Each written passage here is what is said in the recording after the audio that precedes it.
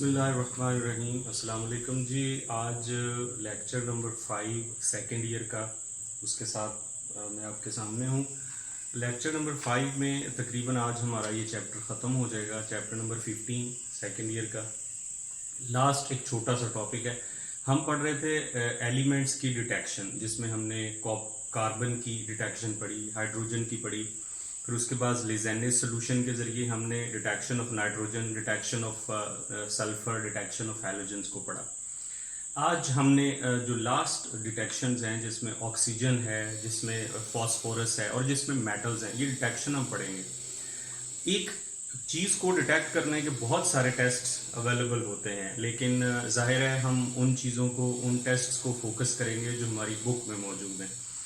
ये इतना important test नहीं है और इसके लिए लेजेंडस सोल्यूशन जो है उसकी ज़रूरत नहीं होती। सबसे इम्पॉर्टेंट जो टॉपिक है डिटेक्शन ऑफ एलिमेंट में, वो नाइट्रोजन, ऑक्सीजन, नाइट्रोजन, सल्फर और हैलोजन की डिटेक्शन। बट ये भी क्योंकि इसका हिस्सा है तो इसके लिए कोई ख़ास टेस्ट नहीं बुक पे लिखा हुआ, यानी कोई केमिकल रिएक्शंस नहीं लिखे हुए। छोटी छोटी बातें हैं जो आपको याद रखनी है एलिमेंट्स को डिटेक्ट करने के लिए।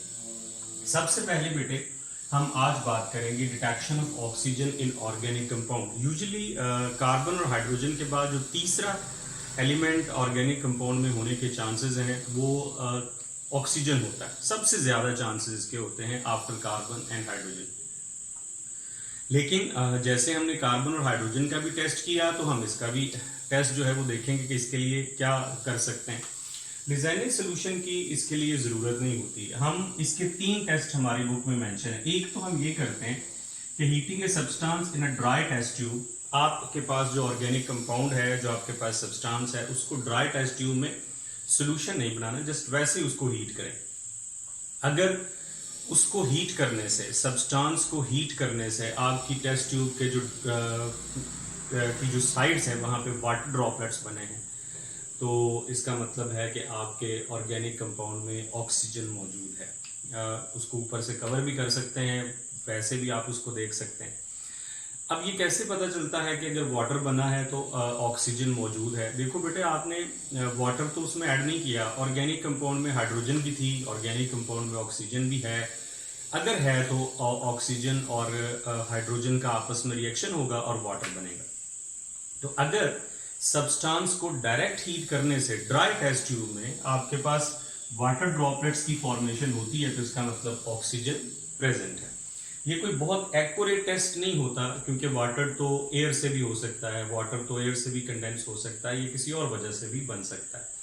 बट ये एक टेस्ट ऑक्सीजन की डिटेक्शन के लिए मौजूद है। दूसरा जो इम्पोर्टेंट टेस्ट होता है वो ये कि हम जितने भी हमारे पास फंक्शनल ग्रुप मौजूद हैं जिनमें ऑक्सीजन होती है, जैसे एसिड जो है वो ऑक्सीजन कंटेनिंग फंक्शनल ग्रुप है, हाइड्रोक्साइड है, OH है, एल्डिहाइड है, कीटोन है, नाइट्रो है, बहुत सारे। तो हमारे पास जो ऑक्सीजन कंटेनिंग फंक्शनल ग्रुप्स मौजूद होते हैं, हम उस फंक्शनल ग्रुप का टेस्ट करते हैं। अगर कोई ऑक्सीजन कंटेनिंग फंक्शनल ग्रुप आपके ऑर्गेनिक कंपाउंड में मौजूद है तो जाहिर है कि ऑक्सीजन मौजूद। तो दूसरा काम क्या है? ऑक्सीजन कंटेनिंग फंक्शनल ग्रुप को आपने आइडेंटिफाई करने की कोशिश करनी। एक मैं आपको एग्जांपल दे देता हूं, देखें। अगर आपको लगता है कि आपके ऑर्गेनिक कंपाउंड में एसिड फंक्शनल ग्रुप मौजूद है, तो आप एक सिंपल सा इसका टेस्ट कर सकते हैं कि एसिड में से अगर आप सोडियम या पोटेशियम कार्बोनेट या बाइकार्बोनेट पास करते हैं, आप उसमें से ऐड करते हैं, तो इससे कार्बन डाइऑक्साइड गैस इवॉल्व होती है विद इफर्वेसेंस।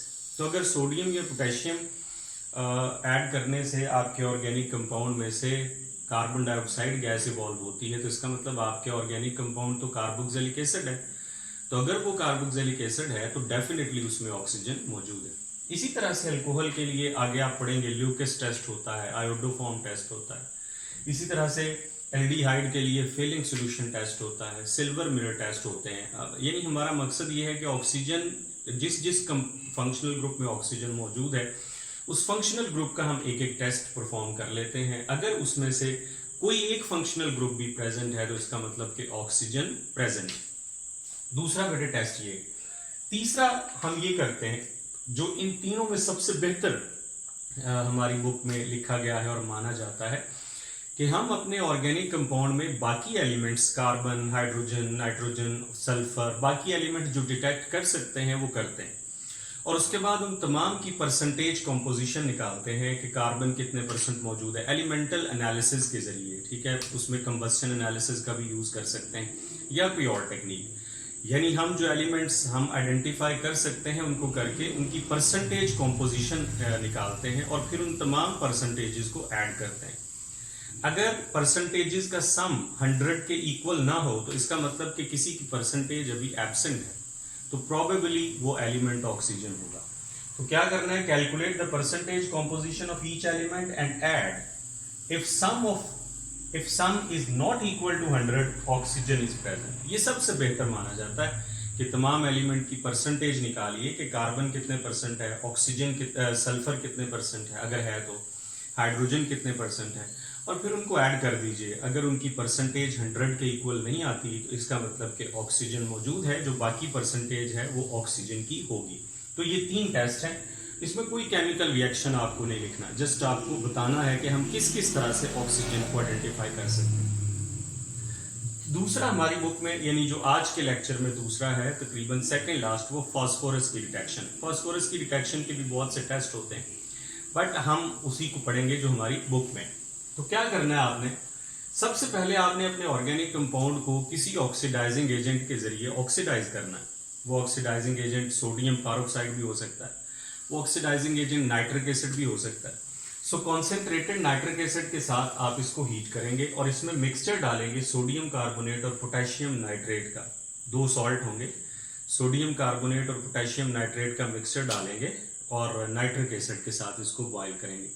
यहाँ तक हमारा मकसद ये होगा कि हमारे कंपाउंड में जो फास्फोरस है वो ऑक्सीडाइज होकर फॉस्फेट में चेंज हो जाए। तो आपके कंपाउंड में जो बेटे फास्फोरस होगी वो फॉस्फेट में चेंज हो जाएगी, सोडियम फॉस्फेट बन जाएगा, ठीक है। अब फॉस्फेट का टेस्ट हमारे पास मौजूद होता है। उसके बाद फिर हम क्या करते हैं बेटे, सोडियम जो फॉस्फेट होता है इसका रिएक्शन करवाते हैं, यानी जो आपके पास आपने हीट कर दिया, नाइट्रिक एसिड से ऑक्सीडाइज कर दिया, आपका जो कंपाउंड है वो फॉस्फेट में चेंज हो गया, PO4 बन गया, सोडियम फॉस्फेट, पोटेशियम फॉस्फेट या जो भी। उसके बाद आपने उसको नाइट्रिक एसिड के साथ दोबारा बॉईल करना है। अब आप एक्चुअली उसको फॉस्फोरिक एसिड में कन्वर्ट कर रहे हैं, H3PO4 में। जब आप नाइट्रिक एसिड से रिएक्शन करवा रहे होते हैं तो आपका जो कंपाउंड है वो फॉस्फोरिक एसिड बन जाता है, H3PO4। उसके बाद आप एक फाइनल कंपाउंड ऐड करते हैं जो सबसे इंपॉर्टेंट है, जिसे अमोनियम मोलिब्डेट कहते हैं। अमोनियम मोलिब्डेट का फॉर्मूला होता है NH4 ट्वाइस MOO4। इसमें MO एक ही मेटल का नाम है, मोलिब्डेनियम। ऑक्सीजन इसके साथ है 4, सो अमोनियम मोलिब्डेट, ठीक है। 12 लिखना जरूरी नहीं है कि आप इसको बैलेंस करें। सो आपने क्या किया, आपने सबसे पहले ऑर्गेनिक कंपाउंड को ऑक्सीडाइज किया नाइट्रिक एसिड से और उसमें मिक्सचर डाला पोटेशियम नाइट्रेट और सोडियम कार्बोनेट का। आपका जो ऑर्गेनिक कंपाउंड था वो फॉस्फेट में चेंज हो गया। फिर आपने उसको नाइट्रिक एसिड के साथ बॉईल किया, फॉस्फोरिक एसिड बन गया। फिर आपने बेटे उसमें अमोनियम मोलिब्डेट ऐड किया, hot ammonium molybdate. Ammonium molybdate add करने से आपके सोल्यूशन में येलो कलरेशन आएगी। अगर येलो कलर आ जाता है तो फॉस्फोरस आपके कंपाउंड में मौजूद है। अगर yellow colour ammonium molybdate add करने से नहीं आता तो फॉस्फोरस एब्सेंट है। लेकिन अमोनियम मोलिब्डेट ऐड करने से पहले आपको उसको फॉस्फेट में चेंज करना है, फॉस्फोरिक एसिड में चेंज करना है, तो ये सारी चीजें आपको ऐड करनी। देखिए, जब फॉस्फोरिक एसिड फॉस्फेट बन गया, नाइट्रिक एसिड फिर ऐड किया, फिर अमोनियम मोलिब्डेट ऐड किया, तो आपका जो कंपाउंड जिसका ब्लू कलर होता है, येलो कलर होता है, वो ये है।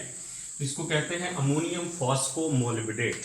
Ammonium phosphomolybdate NH4 thrice PO4 dot 12 MOO3 ammonium phosphomolybdate. ये जो कंपाउंड है ये ब्लू कलर येलो कलर का होता है, तो आपके कंपाउंड में आपके सोल्यूशन के अंदर येलो कलरेशन आ जाती।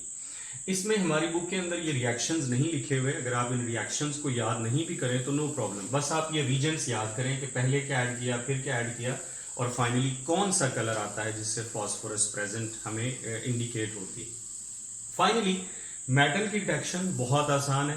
मेटल आपके कंपाउंड में अगर मौजूद है तो आपने करना ये है कि आपने अपनी सब्सटेंस को, यानी ऑर्गेनिक कंपाउंड जिसमें हम एलिमेंट्स की डिटेक्शन कर रहे हैं, उसको आपने एक क्रूसिबल में, और प्रेफरेबली वो क्रूसिबल किसी मेटल का हो, यानी इनर्ट मेटल का हो, प्लेटिनम का हो, आपने उसको हीट करना है। अब क्रूसिबल जो है ये बेटे या सिरामिक मटेरियल का होता है या मेटल का होता है। जिस तरह का एक कप होता है ना, चाय वाला कप, इस तरह का एक होता है। और इसकी प्रॉपर्टी होती है कि ये हीट रेजिस्टेंट होता है, आप इसको जितना भी हीट करें इससे फर्क नहीं पड़ता। तो इसमें हीट रेजिस्टेंट मटेरियल से इसको बनाया जाता है। इसके अंदर स्पेशली हम चीज़ों को, कंपाउंड्स को या सब्सटेंसेस को मेल्ट करते हैं या बहुत ज़्यादा हीट करते हैं। तो क्रूसिबल एक सब्सटेंस है जो सिरामिक मटेरियल से बनती है या जो मेटल से बनती है, कप की तरह की होती है, छोटी भी हो सकती है, बड़ी भी हो सकती है, लेकिन ये हीट रेजिस्टेंट होता है और इसका मकसद है कि इसके अंदर हम चीज़ों को मेल्ट कर सकें, इसके अंदर हम चीज़ों को बहुत ज़्यादा हीट कर सके। तो आपने अपनी सब्सटेंस को क्रूसिबल के अंदर, प्रेफरेबली प्लेटिनम का क्रूसिबल हो ताकि कोई रिएक्शन हो। प्लेटिनम जो है ये इनर्ट मेटल है, नोबल मेटल है, तो ये किसी के साथ रिएक्शन इतनी आसानी से नहीं करती, इसलिए हम प्लेटिनम का यूज़ करेंगे। तो प्लेटिनम क्रूसिबल में आपने उसको हीट किया और बहुत ज़्यादा हीट किया, जब तक कि सारे का सारा ऑर्गेनिक कंपाउंड कंबस्ट नहीं होता और सारा रिएक्शन सीज नहीं हो जाता, आपने उसको कंप्लीटली कंबस्ट कर दिया। कंप्लीटली कंबस्ट करने के बाद भी अगर आपको उस रेजिड्यू में जो आपको बच गया है उसके अंदर अगर आपको कोई अभी भी इनकम्बस्टेबल चीज़ नज़र आती है, कोई ऐसी सब्सटेंस नज़र आती है जिसकी कंबस्शन नहीं हुई, तो समझ लीजिए कि उसमें मेटल मौजूद है, क्योंकि मेटल्स की कंबस्शन नहीं होती। तो इसलिए the substance is heated in crucible, preferably platinum का हो, टिल ऑल रिएक्शन सीजेस, यानी कंप्लीट कंबस्शन करेंगे। Any incombustible substance indicate the presence of metal. ठीक है, अब मेटल्स तो आपको पता है पीरियोडिक टेबल में 78 के करीब मेटल्स हैं, 70% से ज्यादा पीरियोडिक टेबल में मेटल हैं। 108 टोटल एलिमेंट्स हैं जिसमें से 78 मेटल्स हैं, तो नॉन मेटल्स और मेटलॉइड्स तो बहुत कम है। अब खास तौर पे वो मेटल कौन सी है ये डिटेक्ट करने के लिए आपको उसका एक कंप्लीट स्कीम के जरिए एलिमेंटल एनालिसिस करना पड़ेगा, जिसे सॉल्ट एनालिसिस भी कहा जाता है। उसके लिए आप ये सेकेंड ईयर के जब आप प्रैक्टिकल्स पढ़ेंगे तो प्रैक्टिकल्स में हम इसको थोड़ी सी मेटल्स के लिए पढ़ेंगे कि हम बेरियम की डिटेक्शन कैसे करते हैं, कैल्शियम की डिटेक्शन कैसे करते हैं। तो एलिमेंटल एनालिसिस में एक जो सॉल्ट एनालिसिस होता है, इसमें सॉल्ट जो होता है इसके अंदर एक पॉजिटिव रेडिकल होता है, एक नेगेटिव रेडिकल। जो पॉजिटिव रेडिकल है वो एक्चुअली बेसिक रेडिकल होता है, जो नेगेटिव रेडिकल है वो एसिड रेडिकल होता है, और पॉजिटिव रेडिकल प्रोबेबली मेटल होती है।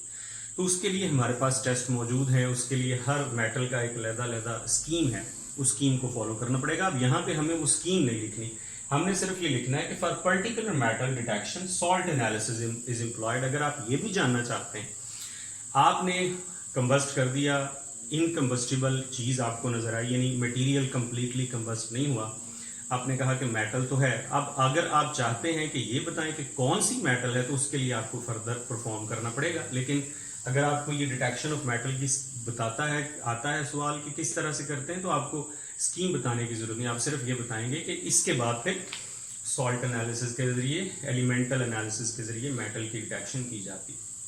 ये था आपका चैप्टर नंबर 15, ऑर्गेनिक कंपाउंड्स हमने पढ़ा। अब आप इसकी एक्सरसाइज और शॉर्ट क्वेश्चन कीजिए। अगर आपको एक्सरसाइज और शॉर्ट क्वेश्चन में कोई प्रॉब्लम आती है, कोई सवाल आपके जहन में आता है जो हमने लेक्चर्स में नहीं पढ़ा, तो आप कमेंट्स में लिख सकते हैं, आप मुझसे पूछ सकते हैं, हम इंशाल्लाह उसका आंसर करेंगे। नेक्स्ट वीडियो में हम इंशाल्लाह चैप्टर नंबर 16 स्टार्ट करेंगे, जो बड़ा इंपॉर्टेंट चैप्टर है, काफ़ी लेंथी भी है। इंशाल्लाह हम उससे